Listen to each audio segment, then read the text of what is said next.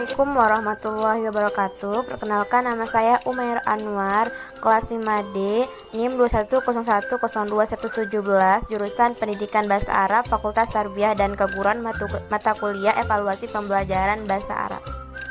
Dalam bahasa Inggris, pengukuran dikenal dengan kata measurement yang diartikan sebagai kegiatan yang dilakukan untuk mengukur sesuatu, yakni membandingkan sesuatu dengan kriteria. Pengukuran bisa diartikan sebagai proses memasangkan fakta-fakta suatu objek dengan fakta-fakta satuan tertentu.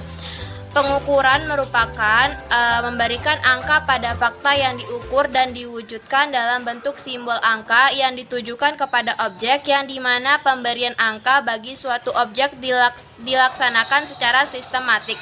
Pengukuran dalam bidang pendidikan ialah kegiatan pemberian sejumlah tes kepada siswa untuk mengukur sejauh mana tingkat pencapaian siswa terhadap tujuan yang ditetapkan. Pengukuran juga dapat dilakukan dengan alat non-tes. Di dalam pengukuran terdapat proses penskoran, yang dimana proses memberikan angka terhadap jawaban tes yang diberikan oleh siswa.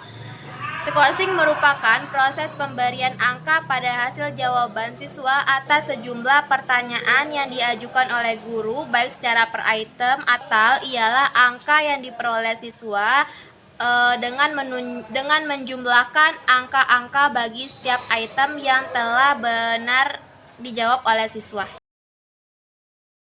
Untuk menentukan kategori baik buruknya tergantung pada standar penilaian yang digunakan. Pemberian skor dibedakan berdasarkan teknik evaluasinya, tetapi pada intinya teknik evaluasi tersebut dibedakan antara tes dan non-tes. 2. Konsep penilaian. Dalam bahasa Inggris, penilaian dikenal dengan kata assessment, yang diartikan menilai suatu penilaian dalam semua bentuk pengumpulan informasi oleh guru, kemudian dianalisis, digunakan dalam kelas untuk mengambil sesuatu keputusan. Nah, pengukuran merupakan langkah awal yang perlu diambil dalam rangka pelaksanaan penilaian dan evaluasi pembelajaran. Dalam proses penilaian ada dua acuan standar yang dapat digunakan, yaitu penilaian acuan patokan dan penilaian acuan normatif. PAP atau yang sering disebut dengan norma absolut merupakan penilaian yang diberikan terhadap hasil belajar siswa berdasarkan skor yang diperolehnya dibandingkan dengan skor yang dijadikan acuan oleh guru. Sedangkan PAN atau yang sering disebut dengan norma relatif ialah penilaian yang diberikan terhadap hasil belajar siswa, kecerdasan skor yang diperoleh pada siswa pada kelas atau kelompok tersebut, sehingga nilai rata-rata kelas akan sangat mempengaruhi kriteria nilai yang digunakan.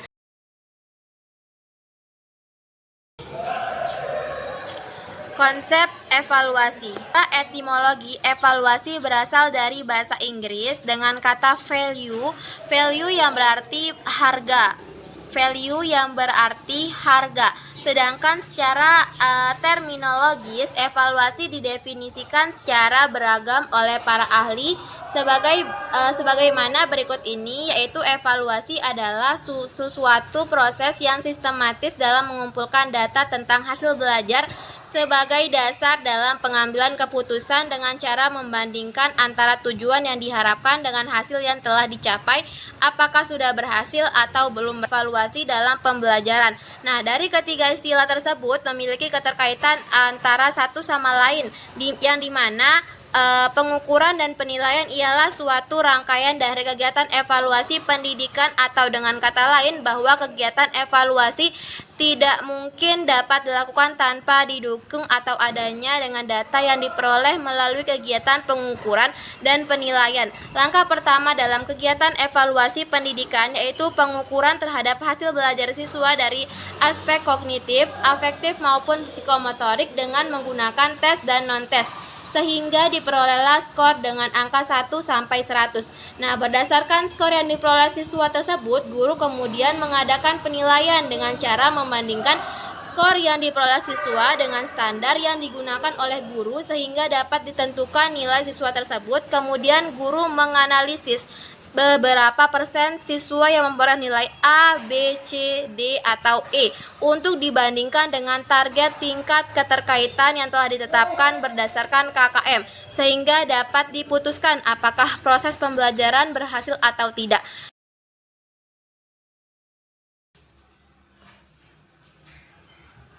B. Tujuan dan fungsi evaluasi pembelajaran. 1. Untuk menghimpun bahan-bahan keterangan.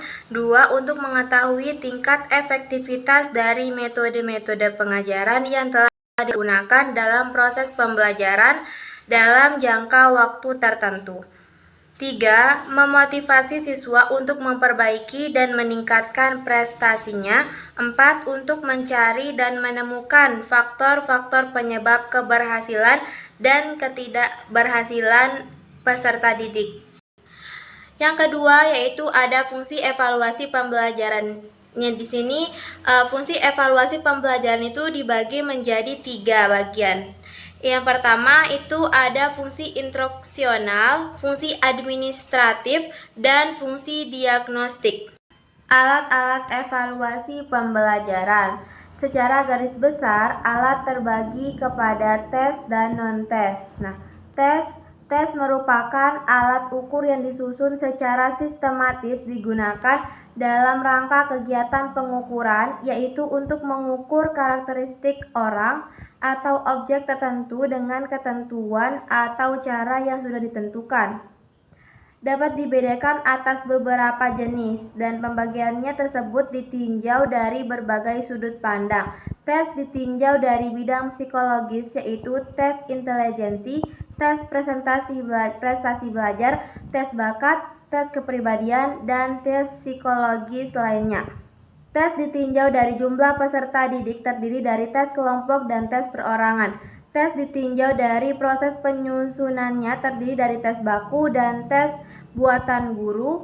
Tes ditinjau dari waktunya terdiri dari tes kemampuan atau power test dan tes kecepatan speed test. Tes ditinjau dari bentuk responnya terdiri dari tes lisan oral test, tes tulisan written test, dan tes tindakan performance test. G.